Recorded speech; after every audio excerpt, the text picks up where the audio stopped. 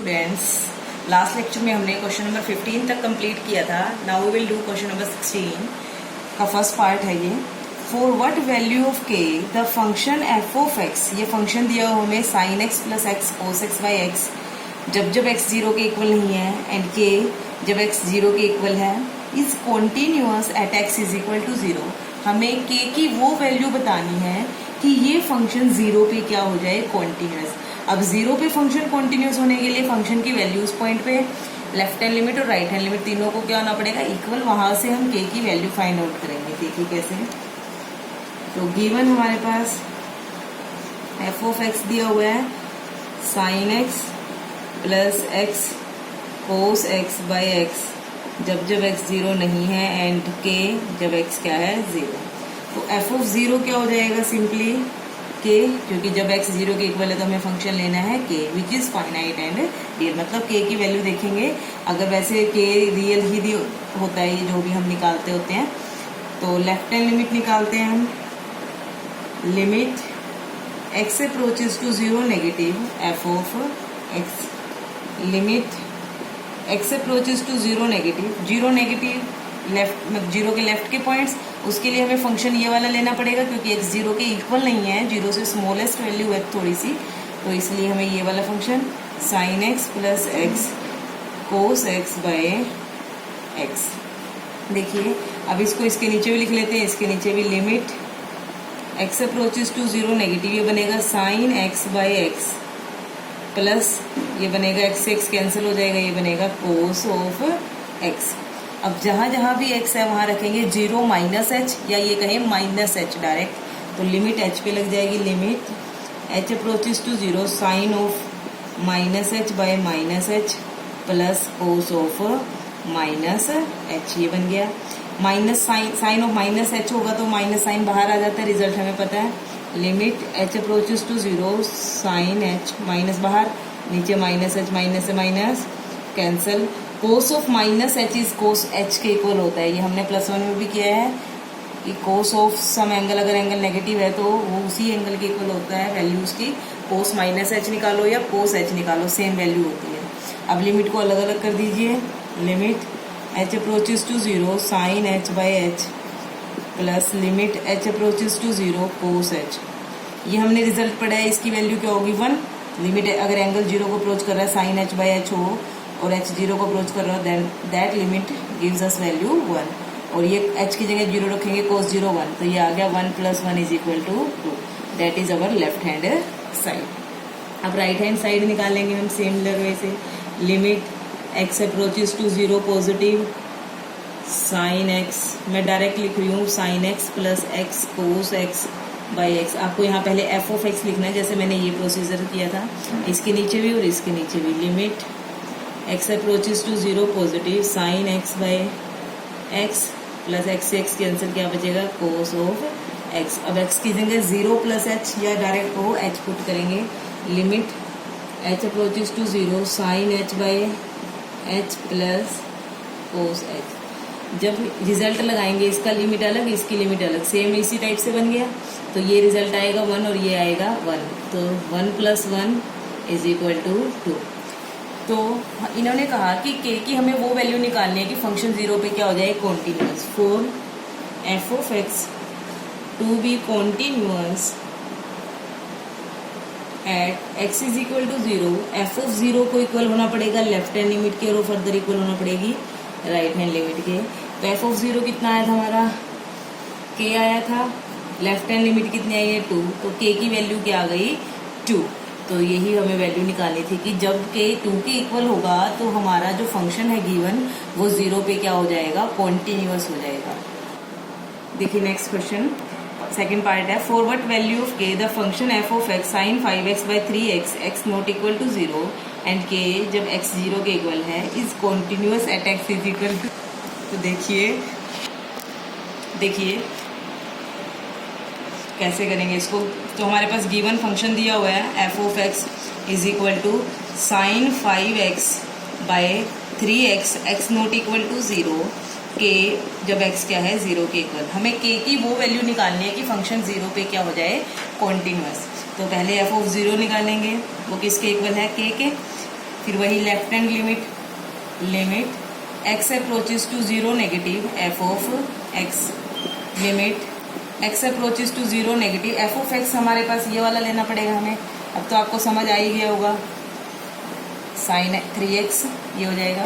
अब देखिए हमें ये पता है कि जब पहले तो चलो 0 माइनस एच पुट कर लेते हैं, फिर देखते हैं इसके बाद x की जगह क्या पुट करेंगे, 0 माइनस एच या कहें माइनस एच पुट करेंगे। लिमिट किस पे लग जाएगी, h पे। Sine of 5 into minus h divide by 3 into minus H, ये माइनस का साइन बाहर आ जाएगा। Limit h approaches to 0 minus sine 5h by minus 3h, minus से माइनस कैंसिल। अब देखिए जब h 0 को अप्रोच करेगा तो 5h, h अगर 0 को अप्रोच करता जा रहा है उसकी 5 से मल्टीप्लाई करेंगे वो भी 0 को अप्रोच करेगा। लेकिन हमारे पास रिजल्ट कब है ऐसा, जब जितना एंगल यहाँ है नीचे भी उतना ही एंगल होना चाहिए। तो हम क्या करें, नीचे डिनोमिनेटर को 5h से मल्टीप्लाई और 5h से क्या कर ले, divide. Limit h approaches to 0 sine of 5h, 3h है यहाँ पे, इसको 5h से ही मल्टीप्लाई कर लिया और 5h से ही डिवाइड। ये 5h तो ऊपर चला जाएगा, पहले तो h से h क्या कर लेंगे, कैंसिल। तो ये बनेगा limit h approaches to 0 sine 5h by 5h, ये 5 ऊपर जाएगा तो ये बनेगा 5/3। ये कांस्टेंट है, लिमिट से बाहर आ जाएगा। अब मैं यहाँ लिमिट h की जगह 5h अप्रोचेस टू 0 लिख रही हूँ और लिख रही हूँ साइन 5h बाय 5h। एक ही बात है, देखिए जब h 0 को अप्रोच करेगा तो 5h भी तो 0 को अप्रोच करेगा, क्योंकि 0 के बिल्कुल नज़दीक की वैल्यू की मल्टीप्लाई जब 5 से करेंगे तो और छोटी वैल्यूज हो जाती है वो, तो ऑटोमेटिक ही हमारे पास क्या होगा, वो भी 0 को ही अप्रोक्सीमेट अप्रोच करेगा। तो ये रिजल्ट लग गए। यहाँ ये वैल्यू कितनी आएगी, 1, 5/3 into 1 that is equal to 5/3।